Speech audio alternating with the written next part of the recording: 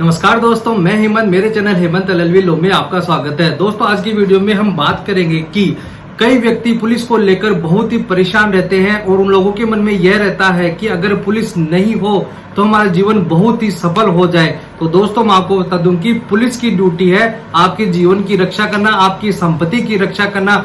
वह उनकी रेस्पॉन्सिबिलिटी नहीं बल्कि ड्यूटी है। फिर भी आप उनसे डरते हैं क्योंकि आपको कानून का पता नहीं है। पुलिस की यह ड्यूटी है कि वह आपसे बदतमीजी से बात नहीं कर सकता। अगर वह करता है तो वह आपकी कमी है, क्योंकि आपको कानून का ज्ञान नहीं है, आपको कानून की जानकारी नहीं है। आज की वीडियो में आप ये सारी बातें अपने दिमाग में उतार लेना कि गलत बात के लिए आपको दबना नहीं है। अगर कोई पुलिस वाला आपसे अत्याचार कर रहा है तो आप उसका पुरजोर विरोध कर सकते हैं। जिस तरह से एक आम आदमी पर केस दर्ज हो सकता है, उसी प्रकार एक पुलिस वाले पर भी केस दर्ज हो सकता है।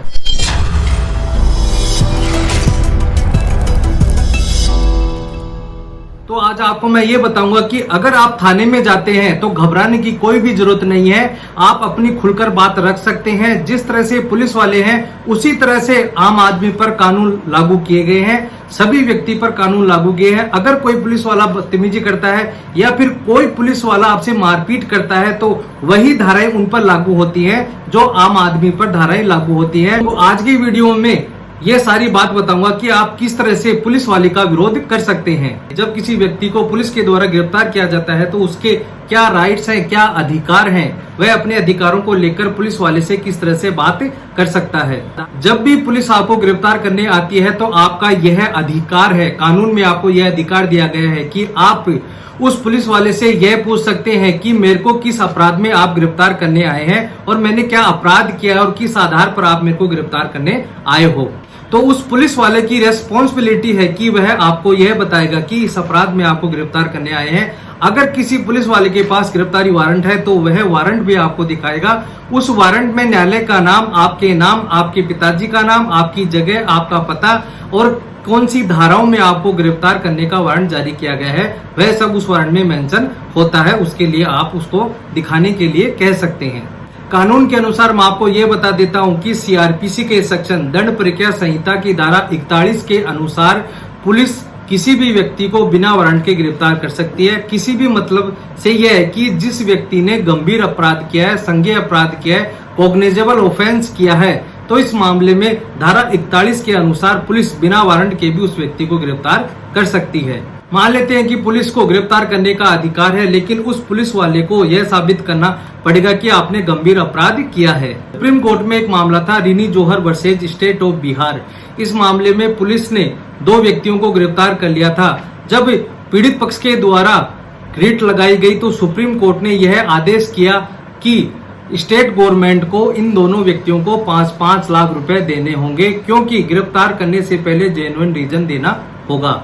अगर पुलिस को 41 सीआरपीसी में बिना वारंट के गिरफ्तार करने का अधिकार दिया गया है तो उन्हें यह साबित करना होगा कि आपने यह गंभीर अपराध किया है। इसके अलावा सीआरपीसी के सेक्शन 41B में यह बताया गया है कि जिस व्यक्ति को जिस जगह से गिरफ्तार किया जाता है, आप उसको गिरफ्तारी यानी अरेस्ट मेमो बनाने के लिए कह सकते हैं। जिस जगह से आपको गिरफ्तार किया गया है, अरेस्ट मेमो में वह होगा कि जिस व्यक्ति को गिरफ्तार किया जा रहा है उसका नाम, उसके पिताजी का नाम, जाति, जगह, एड्रेस और जिस पुलिस के द्वारा गिरफ्तार किया जा रहा है उसका बैच नंबर, उसका नाम, ये सारी चीजें मेंशन की जाएगी। और जो अरेस्ट मेमो है वह उसी जगह बनाया जाएगा जहां से उसे गिरफ्तार किया जा रहा है। अगर पुलिस अरेस्ट मेमो नहीं बनाता है तो आप उसे बनाने के लिए वहां कह सकते हैं, लेकिन ज्यादातर पुलिस वाले पुलिस स्टेशन में ही अरेस्ट मेमो बना लेते हैं। इसके अलावा पुलिस की यह ड्यूटी भी बनती है कि आपने कौन सा अपराध किया है, बेलेबल ऑफेंस या नॉन बेलेबल ऑफेंस है।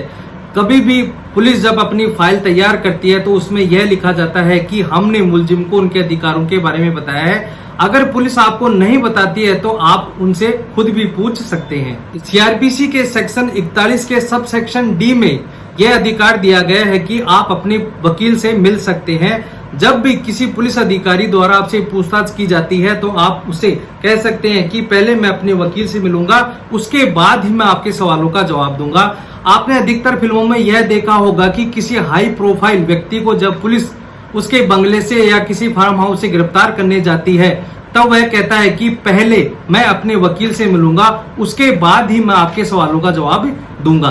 पुलिस की यह ड्यूटी बनती है कि जब किसी व्यक्ति को गिरफ्तार किया जाता है तो उस गिरफ्तार व्यक्ति से पूछा जाता है कि आप गिरफ्तार हो गए हैं, इसकी सूचना आप किसे देना चाहते हैं, अपने दोस्त, फैमिली मेंबर या रिश्तेदार किसी को देना चाहते हैं तो 12 घंटे के भीतर पुलिस की यह ड्यूटी बनती है कि उसके रिश्तेदार या फिर सगे संबंधियों को उसकी सूचना दे। सीआरपीसी के सेक्शन 41 के सब सेक्शन बी में यह बताया गया है कि अगर आप गिरफ्तार होते हैं तो अपने फैमिली मेंबर को आप सूचना कर सकते हैं। सीआरपीसी के सेक्शन 57 में यह बताया गया है कि किसी व्यक्ति को गिरफ्तार करने पर 24 घंटे के भीतर मजिस्ट्रेट के समक्ष पेश करना होगा। अगर उस गिरफ्तारी के समय छुट्टी होती है तो छुट्टी के समय भी मजिस्ट्रेट के सामने पेश करना होगा। अब मैं आपको एक बहुत ही बढ़िया बात बताता हूं कि मान लीजिए कि पुलिस के द्वारा किसी व्यक्ति को गिरफ्तार करके ले जाते हैं और थाने में बैठा लिया जाता है और उस पर कोई अपराध भी नहीं है, 24 घंटे से अधिक का समय हो जाता है, तो आप एसपी के पास जा सकते हैं। वहां पर अपनी शिकायत ये दर्ज करा सकते हैं कि उस पुलिस वाले ने मेरे चाचा, पापा या भाई को जबरदस्ती बैठा कर लिया है और 24 घंटे से अधिक का समय हो गया और मजिस्ट्रेट के सामने अभी तक पेश नहीं किया है। अगर आप ऐसी शिकायत एसपी के पास करते हैं तो एसपी के द्वारा पुलिस थाने में सूचना की जाती है कि आपने किस आधार पर उसको बैठा कर रखा है, क्योंकि अगर उस पर अपराध है तो 24 घंटे के भीतर मजिस्ट्रेट के सामने पेश करना पड़ेगा। अगर अपराध नहीं है तो पुलिस को इस बात की जवाबदेही देनी होगी। अब हमारा प्रश्न ये है कि क्या पुलिस बल का प्रयोग कर सकती है? सीआरपीसी के सेक्शन 46 और 49 में यह बताया गया है कि पुलिस केवल उसे पकड़ने और रोकने के लिए बल का प्रयोग कर सकती है। सीआरपीसी के सेक्शन 49 में यह बताया गया है कि अगर किसी व्यक्ति ने पुलिस वाले को अपने आप को समर्पित कर देता है या समर्पण कर देता है तो उसके बाद पुलिस बल का प्रयोग नहीं कर सकती है। सीआरपीसी के सेक्शन 53 में यह बताया गया है कि अगर किसी व्यक्ति को गिरफ्तार किया जाता है तो पुलिस के द्वारा उसका मेडिकल करवाया जाएगा। सीआरपीसी के सेक्शन 54 में यह बताया गया है कि जब 24 घंटे के भीतर आपको मजिस्ट्रेट के समक्ष पेश किया जाता है तो आप मजिस्ट्रेट को अपना मेडिकल करवाने के लिए बोल सकते हैं।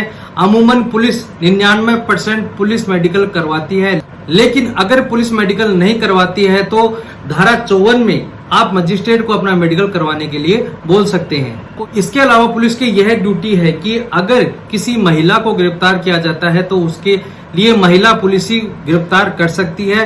अगर कोई बच्चा है तो उसके 18 साल से कम की उम्र है तो पुलिस उसको फोर्सफुली यानी कि दबाकर धमकाकर उसे बात नहीं कर सकती है। आप प्रैक्टिकली रूप में ले लीजिए कि आप कभी भी थाने में गए होंगे, बाहर तो आप शेर रहते हैं लेकिन जब थाने में जाते हैं तो आपकी सिट्टी बुट्टी गुल हो जाती है। आपको यह रहता है कि पुलिस वाला हमसे कोई बात ऐसी बात नहीं कह दे कि जिससे हमें बुरा लगे। तो मैं आपको ये बता दूं कि कानून का अगर आपको नॉलेज होगा और एक दो बात अगर आप अंदर जाकर बोलते हैं तो पुलिस वाला अपने आप समझ जाता है कि उसे कानून का थोड़ा बहुत ज्ञान है। तो मैं आपको ये कहूंगा कि घबराने की कोई बात नहीं है। पुलिस की ड्यूटी है अपनी सेवा करना, जनता की सेवा करना, और सरकार के द्वारा उन्हें तनख्वाह दी जाती है पब्लिक की रक्षा के लिए, उनकी शरीर की रक्षा के लिए, संपत्ति की रक्षा के लिए। घबराने की कोई बात नहीं है। आप थाने में जाकर अपनी बात रख सकते हैं।